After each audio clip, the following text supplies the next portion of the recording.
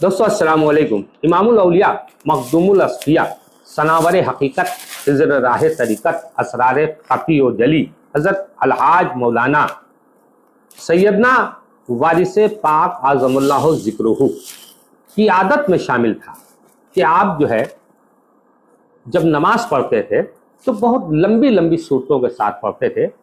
आखिर वक्त में जब ज़्यादा आप अलील पढ़े हैं तो आपके खड़े होने से लर्जा तारी होता था हर के जिस्म में।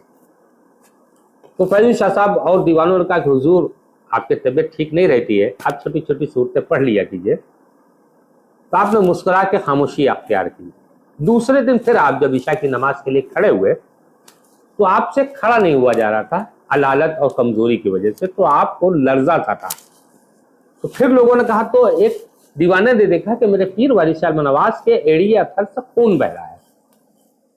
तो लोग तड़प गए। जब आपने सलाम फेरा तो हाथ जोड़े खड़े हो गए कि हुजूर अगर आप बैठ के नमाज पढ़ लिया कीजिए, कसम खुदा की जिसका वारिस पाक पीर हो, अल्लाह की कसम उसको किसी की हाजत ही नहीं, कुर्बान जाऊं अपने वारसियों के ईमान पर। मेरा पीर वारिस आलम नवाज फरमाते हैं तो सुनो, वो रब्बे कायनात जो कुल कायनात का बनाने वाला है, हम उसके हुजूर में बादब खड़े ना हो, बैठ जाएं, ये मुझसे ना होगा।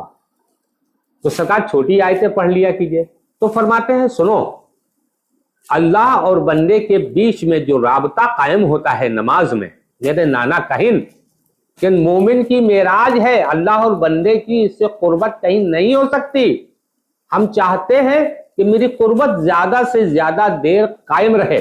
छोटी सूरतों में कम वक्त होता है, लेकिन लंबी सूरतें मैं इसलिए पढ़ता हूं कि अपने हुजूर की बारगाह में, अपने रब्बे कायनात की बारगाह में हम दस्तबस्ता खड़े हैं और लंबी लंबी सूरतें उसकी सना बयान कर रहे हैं। मेरा रब इन्नल्लाह ला कुल्ली शैइन कदीर है, वो मुझसे राजी होगा तो मेरे नाना रहमत आलम सल्लल्लाहु अलैहि वसल्लम राजी होंगे, मेरे बाबा हसन हुसैन राजी होंगे। तो सरकार फरमाते हैं कि आप इस उसमें न रहिए कि हम छोटी सूरत। मेरी जो सरकार से पाक का जो मेंटेलिटी थी, नमाज की इस कदर इश्क था आपको, लेकिन अक्सर देखा गया है कि वारसी एहराम से नमाज से दूर है, और खास तौर से एहराम पोश। देखिए मुझ पर तमाम तरीके के तनकीद हो रही हैं, झूठे मुकदमात किए जा रहे हैं, लेकिन जो रास्ते हक है इंशाअल्लाह वो पहुंचाता रहूंगा। तो सरकार से पाक ने फरमाया कि जो एहराम पोश नमाज और शरीयत का पाबंद नहीं, वो मेरा फकीर नहीं, फकीर नहीं बल्कि मुरीद ही नहीं। तो अब हमें खुद देखना है कि हम वारिस आलम नवाज के हुजूर में जो हाथ में हाथ दे के वादा किया था उसे पूरा कितना करा है। तो आप लिल्लाह ऐसे काम न कीजिए जिससे कौम मुसल्लमा पर उंगली उठे, क्योंकि मेरे पीर ने ऐसा लिबास दिया है कि दूर से देखने के बाद बता देता है कि ये शख्स वारसी है। और रही अता की बात, जो कुछ मिलेगा वो पीर की अता से मिलेगा। अता जभी होगी जब हम उसके कदमों के निशान के हिसाब से चलेंगे कि मेरे पीर शरीयत का ये कानून बनाया है, इस पर हमें चलना है। तो अब कैसे अता होती है? सेना शेख अब्दुल कादिर जिलानी रजी अल्लाह अन्हु के घर में एक चोर घुस गया। तो इतने में अचानक दस्तक हुई दरवाजे पे। आने वाले ने सलाम पेश किया, कदमबोसी की, हुजूर फला जगह का अब्दाल मर गया, फौरन इंतजाम कीजिए वरना निजाम दरहम बरहम हो जाएगा। अब्दाल एक बहुत बड़ा मर्तबा होता है बुजुर्गी का। सरकार सीना गौसे आजम फरमाते हैं कि मेरे तखत से निकाल, तखत के नीचे से निकाल लो। देखिए वो आया था चोरी करने। ये है आले अतहार का पावर। सरकार गौसे पाक फरमाते हैं मेरे तखत के नीचे से निकाल दो।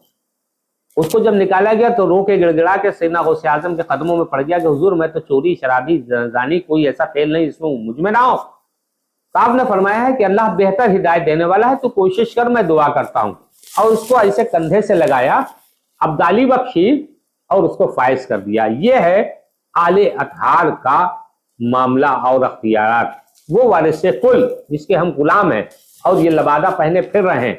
आप सोचिए कि जिस वक्त अगर हम पर उंगली उठेगी तो मेरे वारिस आलम नवाज के सिलसिले पर उंगली उठेगी।